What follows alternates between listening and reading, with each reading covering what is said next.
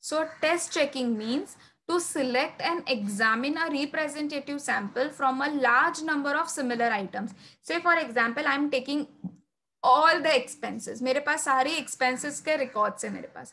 So what I am doing, I am selecting certain transactions from it. वो जो select करूंगी मैं उसको complete examine करूंगी, completely check करूंगी मैं उसको.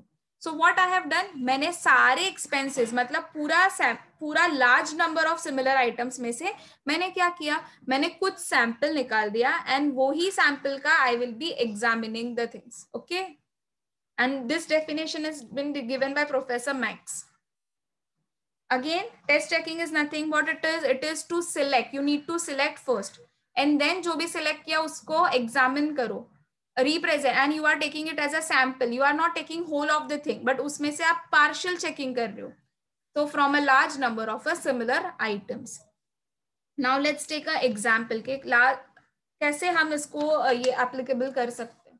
And on this basis, don't forget this, okay, he will be forming an opinion on this basis only.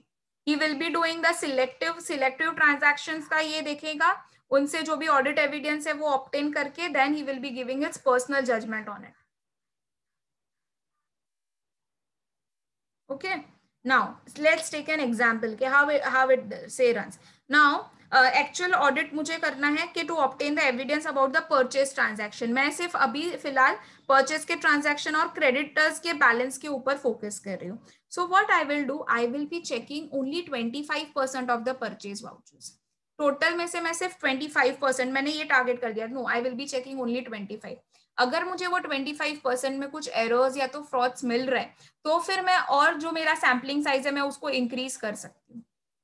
तो this 25% can be increase. Otherwise अगर सब कुछ करेक्ट मिल रहा है तो आई will be checking only 25% and I will be giving the opinion only for that purchase voucher on this basis.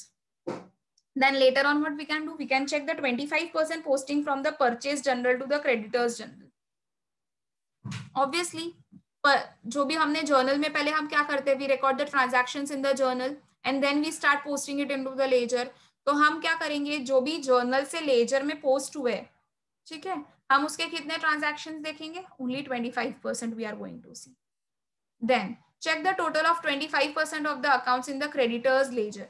अब creditors के ledger में भी मैं सारा लेजर का पूरे balances I am not going to check, I am only going to check the 25% of it. Okay, देखो now everything will be having its schedule. हमने ये भी पढ़ा है कि नोट्स टू द अकाउंट्स होंगे, ठीक है, ब्रीफ डिस्क्रिप्शंस होंगे. सो इवन इफ अगर मुझे वो स्केड्यूल्स में से भी देखना है तो वहां से भी आई will be taking only 25%. Now in case if the auditor have a query और उसको कंफर्म करना है क्रेडिटर के पास से कि हाँ क्या इतना आपने सप्लाई किया है, इतने ही गुड्स परचेज हुए हैं या नहीं आपसे, तो what he will be doing, even he will be sending the letters only to the 25% of the total creditors for the confirmation purpose as well.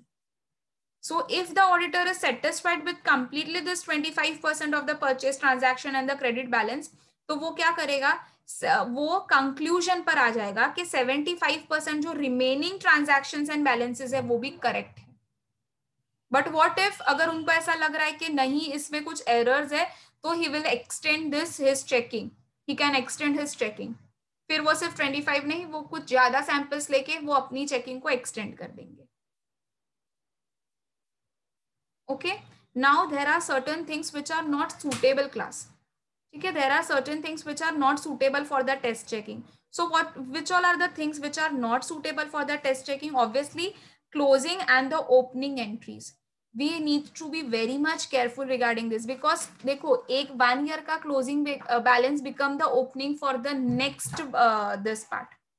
So opening and closing entries पर कभी भी test check apply नहीं कर सकते हम. Rather it is not suitable as well. Bank के reconciliation statements में भी नहीं कर सकते हम, क्योंकि बैंक के साथ अगर कोई ट्रांजैक्शन हुआ है तो we need to check it up properly. Then if अगर कोई ऐसी आइटम्स है जिसमें कैलकुलेशंस की जरूरत है, कोई एस्टिमेशंस की जरूरत है, तो we need to check the it thoroughly. For I can give you the example of the depreciation as well. कि क्लाइंट ने डेप्रिसिएशन तो चार्ज कर लिया, but whether there was a proper computation of the depreciation और not, that the auditor need to check. अगर कोई apart from this if we have any important material items, कोई material balances है, तो he can not apply the test check over there. ठीक है, कोई non recurring transactions है, कोई सीजनल ट्रांजैक्शन, अब सीजनल ट्रांजैक्शंस काफी कम होंगे, नॉन रिकरिंग ट्रांजैक्शंस भी काफी कम होंगे, तो अगर ऐसे उनको लग रहा है कि ये एक्सेप्शनल ट्रांजैक्शंस है, ये नॉन रिकरिंग है, तो there he can not apply the test check on the yearly basis. Okay, so this were the transactions where the auditor cannot apply the test check, or I can say it is not cannot apply का मतलब है it is not suitable for him to apply it up.